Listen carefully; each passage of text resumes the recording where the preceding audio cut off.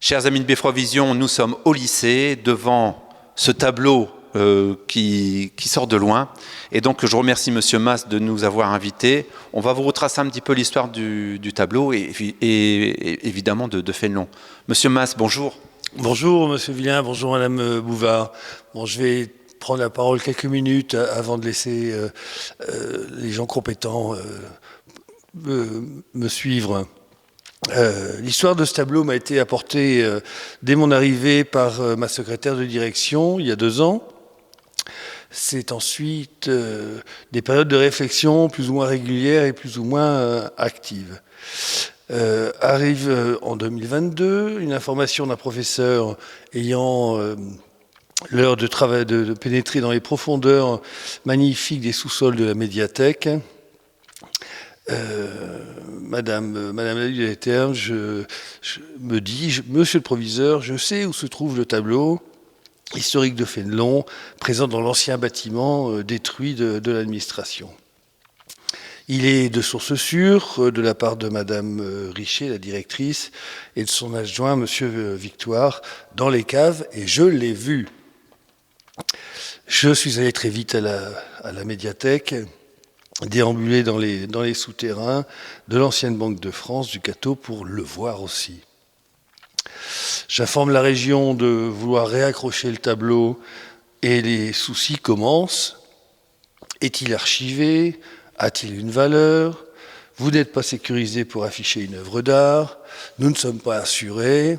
Et j'en passe. Quelques semaines après, j'ai l'autorisation. Il faut maintenant l'encadrer. Et je remercie le conseil d'administration et les associations de parents d'élèves de la Maison des lycéens d'avoir contribué au coût de l'encadrement. Je remercie aussi sincèrement les agents du lycée d'avoir préparé le réaccrochage et l'espace dédié au tableau. Parce que c'était pas prévu, donc ils ont dû taper dans la brique, refaire les placos. Oui, parce qu'en fait, il y avait une toute petite ouverture comme à côté, là, sur le mur d'à côté. Et donc, ils ont refait une grande ouverture, ils ont refait les encadrements, enfin, les peintures, l'éclairage, voilà. Ils ont très très bien travaillé pour le mettre en valeur. Voilà. On va peut-être demander à Madame Bouvard, qui a travaillé longuement sur le sujet. On va d'abord vous parler, qui est François Fénelon ? C'est vrai que ça fait longtemps que je l'ai fréquenté, Fénelon, et je commence à le connaître et à l'apprécier du fait. Alors, il est né dans le Périgord, dans une famille aristocratique, et c'était le 13e enfant, donc une famille nombreuse et une famille aimante également.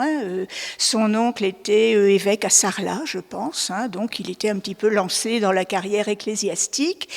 Il va d'abord aller à Versailles, à Paris, à Versailles, et puis ensuite il va atterrir à Cambrai.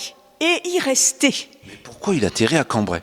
Alors, contrairement à ce qu'on croit souvent, sa nomination à Cambrai n'est pas du tout une punition, c'est le contraire, c'est un grand privilège, parce que Fénelon, à cette époque, est un personnage qui monte, il a du charisme, c'est un intellectuel, il écrit, il est brillant, il souhaite également certainement jouer un rôle politique, et il devient le précepteur du petit-fils de Louis XIV, le dauphin, un enfant particulièrement difficile, et il s'en sort très bien.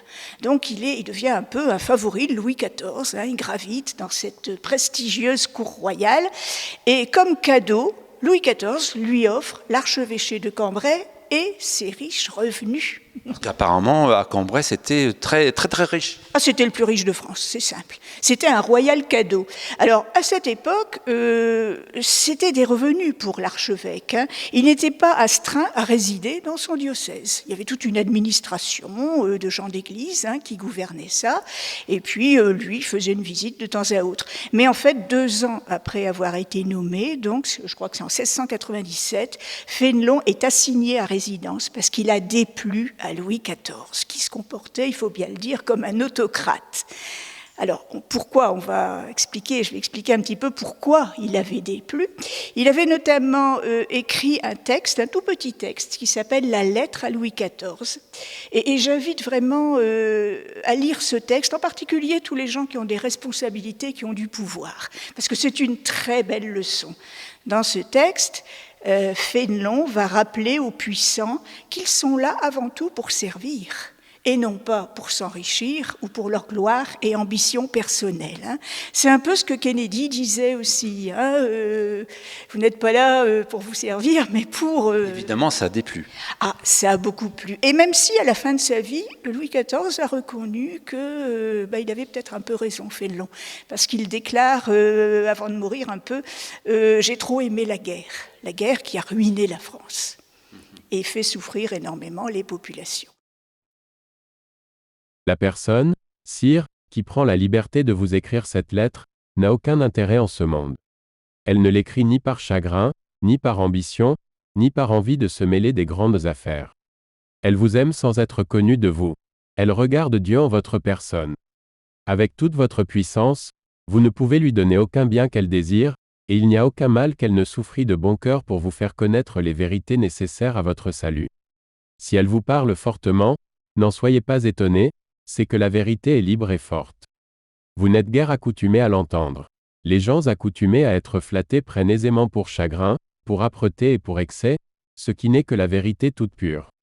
C'est la trahir que de ne vous la montrer pas dans toute son étendue. Dieu est témoin que la personne qui vous parle le fait avec un cœur plein de zèle, de respect, de fidélité et d'attendrissement sur tout ce qui regarde votre véritable intérêt. Vous êtes né, sire, avec un cœur droit et équitable. Mais ceux qui vous ont élevé ne vous ont donné pour science de gouverner que la défiance, la jalousie, l'éloignement de la vertu, la crainte de tout mérite éclatant, le goût des hommes souples et rampants, la hauteur et l'attention à votre seul intérêt. Depuis environ 30 ans, vos principaux ministres ont ébranlé et renversé toutes les anciennes maximes de l'État, pour faire monter jusqu'au comble votre autorité qui était devenue la leur parce qu'elle était dans leurs mains. On n'a plus parlé de l'État ni des règles. On n'a parlé que du roi et de son bon plaisir. On a poussé vos revenus et vos dépenses à l'infini.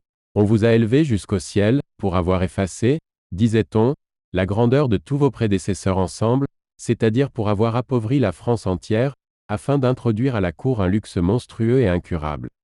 Ils ont voulu vous élever sur les ruines de toutes les conditions de l'État, comme si vous pouviez être grand en ruinant tous vos sujets, sur qui votre grandeur est fondée.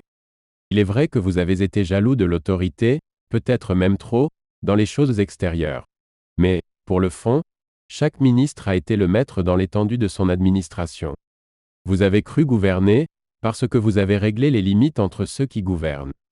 Ils ont bien montré au public leur puissance, et on ne l'a que trop senti. Ils ont été durs, hautains, injustes, violents, de mauvaise foi. Ils n'ont connu d'autres règles, ni pour l'administration du dedans de l'État, ni pour les négociations étrangères, que de menacer, que d'écraser, que d'anéantir tout ce qui leur résistait. Ils ne vous ont parlé que pour écarter de vous tout mérite qui pouvait leur faire ombrage. Ils vous ont accoutumé à recevoir sans cesse des louanges outrées qui vont jusqu'à l'idolâtrie, et que vous auriez dû, pour votre honneur, rejeter avec indignation. On a rendu votre nom odieux, et toute la nation française insupportable à tous nos voisins. On n'a conservé aucun ancien allié, parce qu'on n'a voulu que des esclaves. On a causé depuis plus de 20 ans des guerres sanglantes. Par exemple, sire, on fit entreprendre à votre majesté, en 1672, la guerre de Hollande pour votre gloire et pour punir les Hollandais qui avaient fait quelques railleries, dans le chagrin où on les avait mis en troublant les règles de commerce, établies par le cardinal de Richelieu. Je cite en particulier cette guerre, parce qu'elle a été la source de toutes les autres. Elle n'a eu pour fondement qu'un motif de gloire et de vengeance, ce qui ne peut jamais rendre une guerre juste. D'où il s'ensuit que toutes les frontières que vous avez étendues par cette guerre, sont injustement acquises dans l'origine. Il est vrai, sire, que les traités de paix subséquents semblent couvrir et réparer cette injustice, puisqu'ils vous ont donné les places conquises. Mais une guerre injuste n'en est pas moins injuste, pour être heureuse.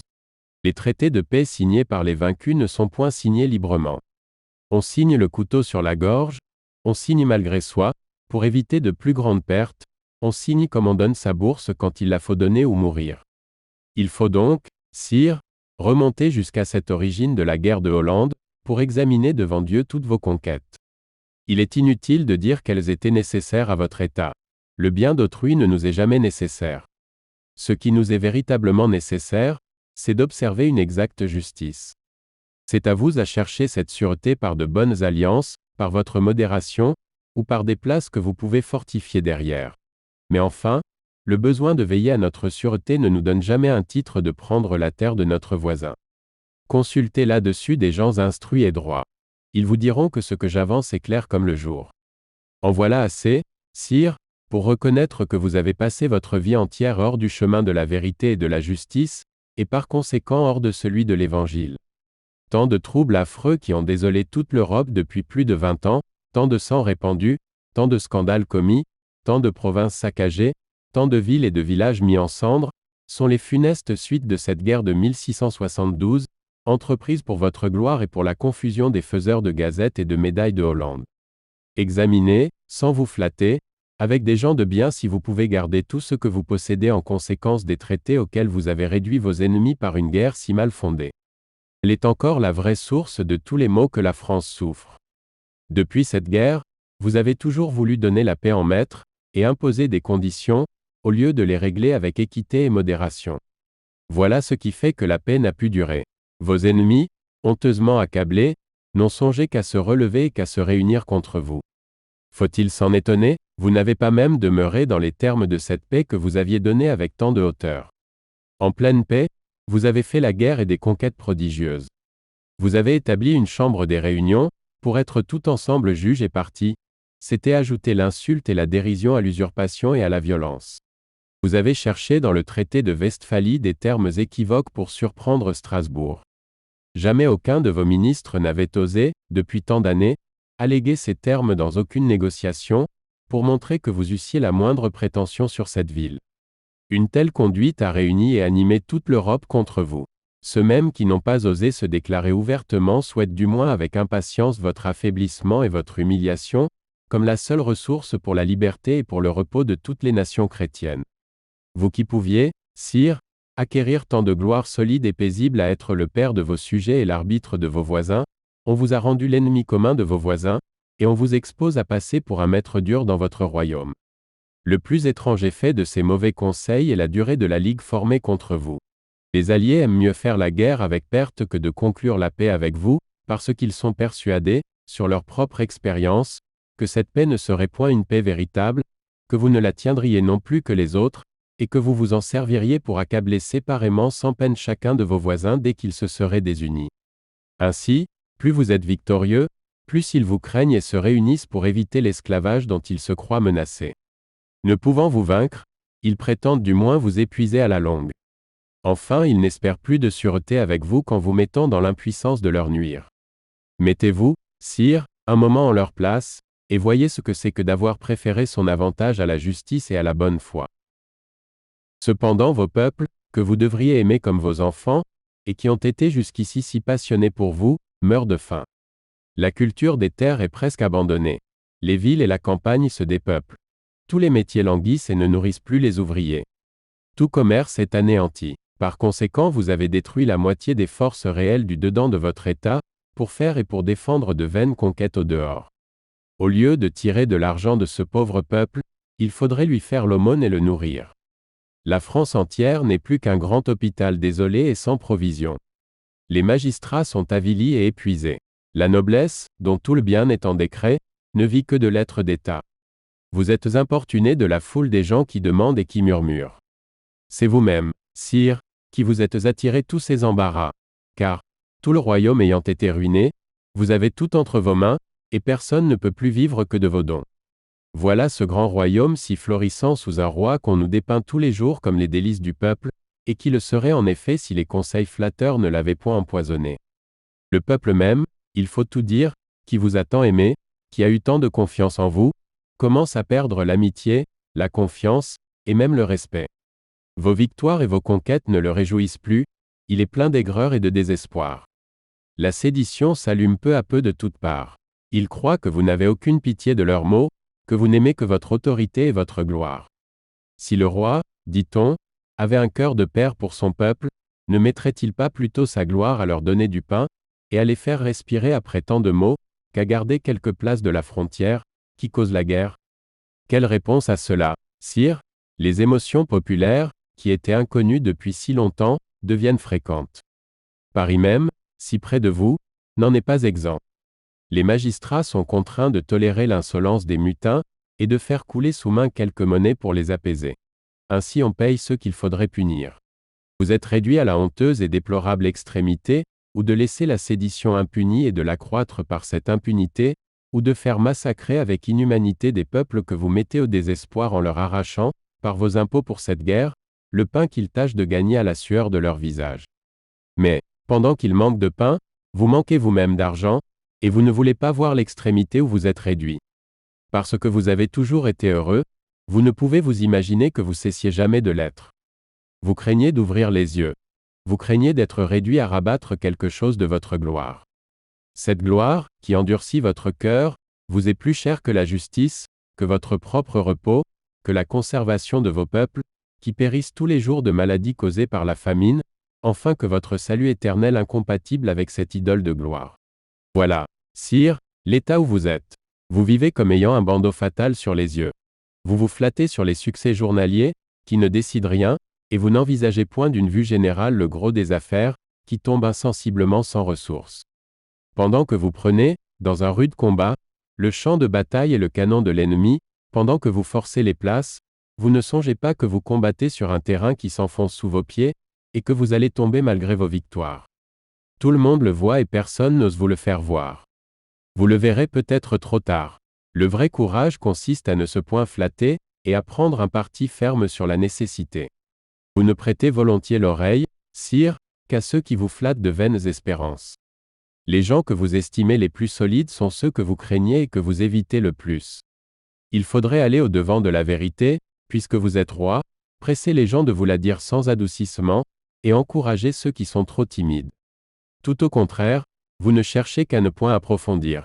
Mais Dieu saura bien enfin lever le voile qui vous couvre les yeux, et vous montrer ce que vous évitez de voir. Il y a longtemps qu'il tient son bras levé sur vous.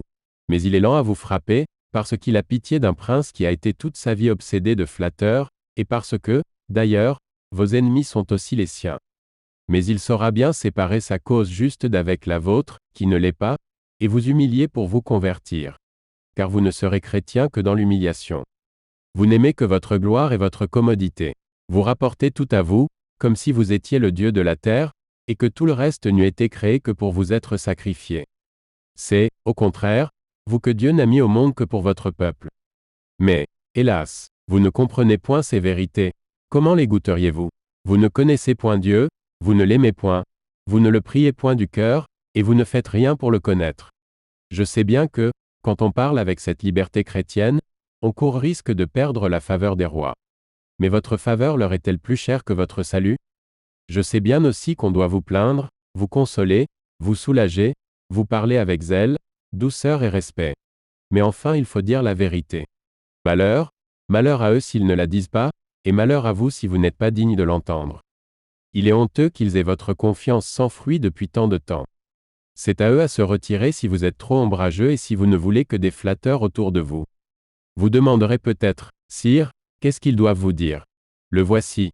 Ils doivent vous représenter qu'il faut vous humilier sous la puissante main de Dieu, si vous ne voulez qu'il vous humilie. Qu'il faut demander la paix, et expier par cette honte toute la gloire dont vous avez fait votre idole. Qu'il faut rejeter les conseils injustes des politiques flatteurs, qu'enfin il faut rendre au plus tôt à vos ennemis, pour sauver l'État, des conquêtes que vous ne pouvez d'ailleurs retenir sans injustice. N'êtes-vous pas trop heureux, dans vos malheurs, que Dieu fasse finir les prospérités qui vous ont aveuglés, et qu'il vous contraigne de faire des restitutions essentielles à votre salut, que vous n'auriez jamais pu vous résoudre à faire dans un état paisible et triomphant? La personne qui vous dit ces vérités, sire, bien loin d'être contraire à vos intérêts, donnerait sa vie pour vous voir tel que Dieu vous veut, et elle ne cesse de prier pour vous. Alors voilà, Fénelon relégué dans son archevêché. Pour lui, c'est une terre lointaine. D'ailleurs, on n'y parle même pas français, on parle le patois picard, déjà. hein.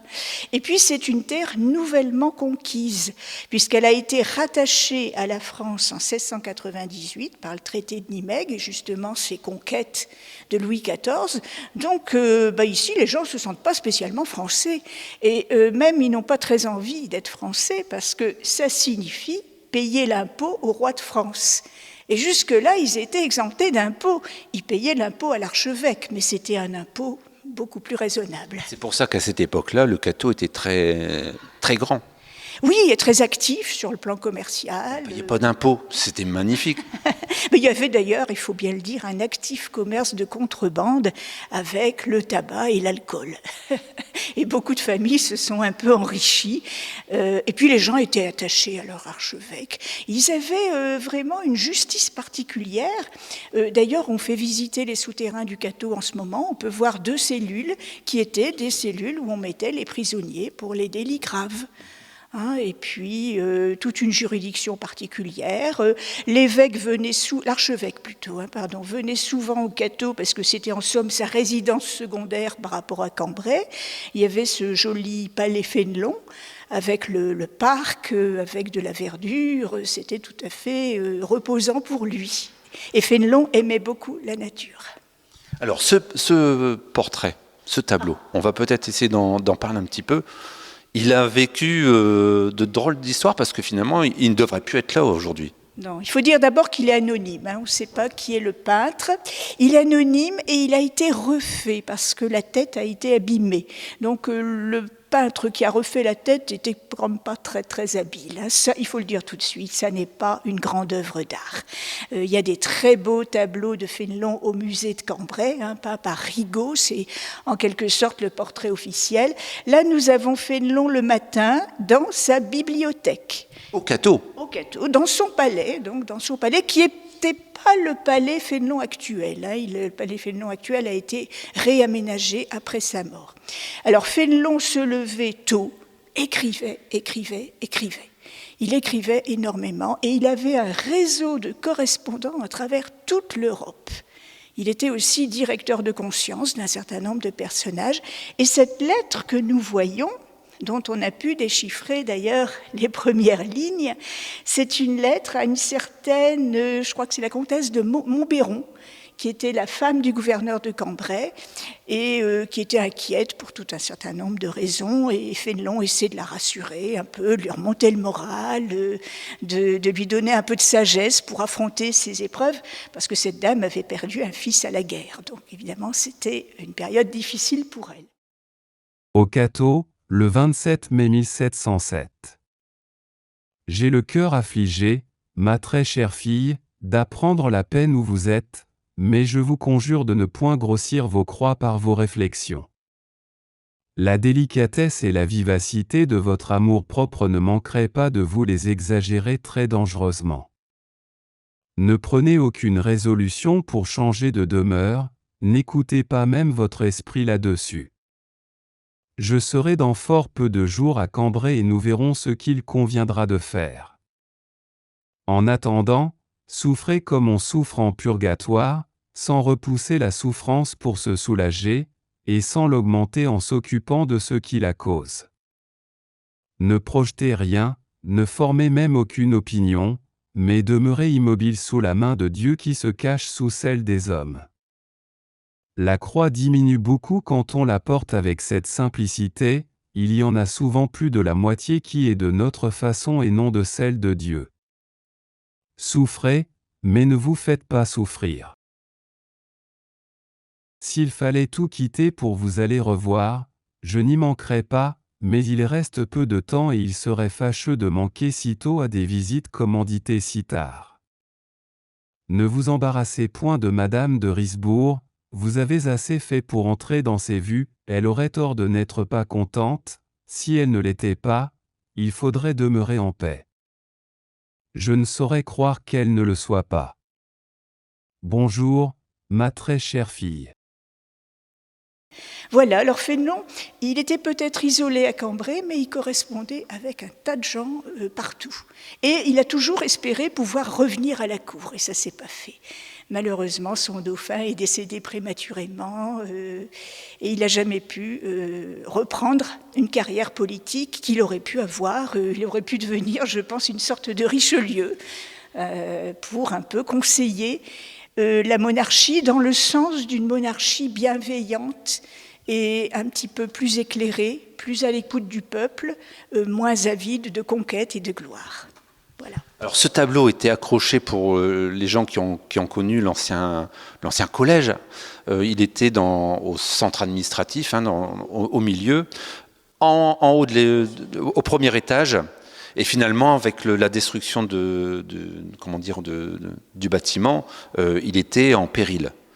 Et il y a une association qui est intervenue.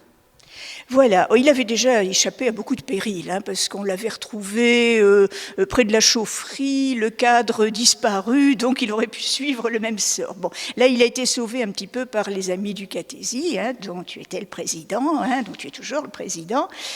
Et on a voulu absolument préserver ce tableau, d'autant plus que le bâtiment ancien où il était conservé a disparu en fait, donc il fallait absolument le préserver. Il a été restauré, nettoyé quand même. Les livres qu'on voit derrière, on les voyait absolument pas. C'est vrai, on voyait plus du tout le décor, on a été surpris par ce décor de livre. Il faut raconter aussi une petite anecdote que j'ai trouvée extrêmement récemment dans une série de Tison du docteur Pierre Tison, donc qui a fait l'histoire du Cateau, série qui n'avait pas été exploitée. Et il raconte que le tableau avait été remisé pendant la Grande Guerre dans un local, il appelle ça un fruitier, l'endroit où on mettait les fruits. Bon.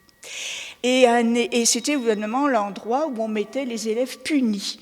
Et un élève puni, pour se venger, aurait crevé les yeux de Fénelon avec sa fronde. Voilà, alors d'où la tête qui a été refaite.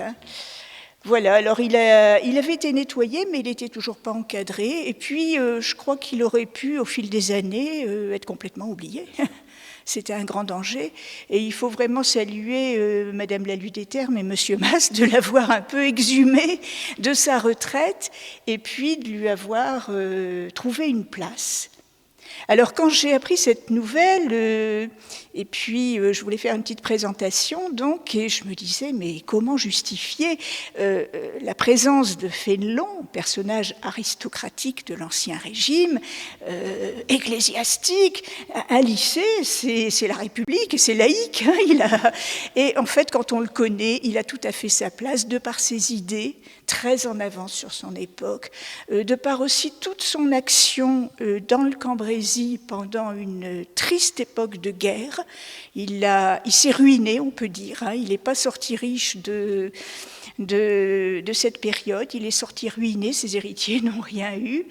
Mais il était extrêmement populaire. Il était aimé à tel point que dans les villages, au XIXe siècle, on trouvait parfois le prénom de Fénelon donné à des enfants. Ça, c'est quand même un signe. Et puis, il y a un tableau très célèbre qui le montre dans une de ses actions. Donc, pendant la guerre, il va rendre à un paysan la vache, son unique vache, donc son unique source de subsistance, la vache qui lui avait été réquisitionnée par l'armée. Et Fénelon prend la vache. Enfin bon, c'est un peu une légende. On a érigé un peu cette histoire en légende. Alors, Monsieur Mas, donc ce tableau, où est-ce qu'il est situé ? Alors, nous sommes dans la salle polyvalente du lycée Camille-Moulin, la salle de conseil d'administration, la salle de réunion, la salle de réception, là où le plus de personnes, voire personnes extérieures, surtout, qui pourront le voir et l'admirer ou avoir... J'ai beaucoup de questions quand il y a des gens de l'extérieur qui viennent. Qu'est-ce qu'il fait là ? Bon, je pense qu'il faut dire aussi que c'est Fénelon qui, à l'époque, a signé l'autorisation de création du collège des Jésuites et la première pierre du collège a été posée après la mort de Fénelon, une quinzaine d'années après la mort de Fénelon, et donc il y a toute logique après la transformation du collège du Cateau, comme les plus anciens disent, et transformé en lycée, de retrouver sa place dans le bâtiment central maintenant de l'établissement. alors qu'avant, il était dans le bâtiment central que l'on voit là sur le tableau à droite, dans l'ancien bâtiment qui a été démoli pour des raisons de dangerosité à la reconstruction ou à l'extension du lycée. Alors, que disent un petit peu les employés et puis les élèves? Est-ce qu'ils sont surpris? Oui, bah, c'était une surprise, un petit peu pour tout le monde, hein, même pour les personnels. Alors certains personnels sont très contents parce qu'ils l'ont connu à l'époque de l'ancien bâtiment. D'anciens élèves qui reviennent aussi, parce que j'ai aussi alerté un petit peu les anciens élèves historiques du lycée. Et ils sont très contents de revenir admirer le tableau, qui pour certains était de bons souvenirs parce qu'il était dans le bureau du proviseur, si j'ai bien tout compris, ou du directeur à l'époque. Et le directeur recevait dans son bureau les élèves les plus méritants pour les féliciter devant le tableau de Fénelon. Très très bien. Mais en tout cas, je pense qu'il est très bien. L'encadrement, il a été fait par quelle société? Par l'encadreur de Cambrai, monsieur C. Voilà, la société Ségard qui m'a... On peut les féliciter parce qu'il va très très bien avec le... Oui, mais monsieur Ségard m'a très bien conseillé. Il fallait retrouver de la patine un petit peu de l'époque, de l'antan, pas de mettre quelque chose de trop claquant, de bonnes dimensions pour qui correspondent à la taille du tableau. Pas une trop grosse moulure, enfin voilà, j'ai été très bien conseillé par monsieur Ségard de Cambrai, oui. Et je remercie évidemment. Bah écoutez, je pense qu'on est tous contents, puis on vous remercie encore beaucoup d'être intervenu parce que je pense qu'il serait encore à la bibliothèque dans les sous-sols. Avec ça fait quand même quelques années qu'il traînait, même s'il était, je dirais, protégé entre guillemets. Mais c'est une belle réalisation et on vous remercie encore beaucoup. En tout cas, merci aussi à vous, monsieur Villain, parce que c'est vous qui avez contribué aussi à la transformation, au nettoyage. Avec beaucoup de gens compétents au niveau de l'association, il y avait une bonne équipe. En tant que président de l'association, voilà. Je vous cite en tant que président de l'association. Et puis aussi, un grand merci à la médiathèque qui nous ont beaucoup aidés. Et puis à vous, Mme Bouvard, qui avait toujours le discours vrai. Voilà. Ayant eu accès aux documents de la médiathèque, il fallait aussi les exploiter et les rendre publics. On pourra souligner aussi qu'il y a d'autres lieux au Cateau, lieux prestigieux, puisqu'on les appelle les trésors, qui sont de l'époque de Fénelon. On a d'abord le Beffroi, qui a été rendu possible avec l'agrément de Fénelon, puisque l'hôtel de ville n'avait pas de beffroi. Il avait un seigneur, il n'avait pas de franchise, donc pas de beffroi. Et les élus catésiens avaient envie d'un beffroi, et Fénelon a tout à fait soutenu leur demande, d'où ce magnifique beffroi. L'époque de Fénelon, c'est aussi l'époque où on achève les travaux de la magnifique église qui est en train d'être restaurée en ce moment, qui est un vrai joyau artistique. Et puis, il y a le troisième monument qui est classé aussi, eh bien, c'est le palais dit Fénelon. On lui a trouvé son nom, c'est la municipalité catésienne qui a décidé de l'appeler ainsi en 1923. Et il faut souligner, d'ailleurs, c'est un petit peu amusant, que c'était un maire un petit peu particulier qui s'appelait Ulysse Claes, qui était qualifié de maire rouge, qui a donné ce nom de Fénelon. D'où cette popularité, effectivement, de Fénelon à travers les siècles. Merci beaucoup.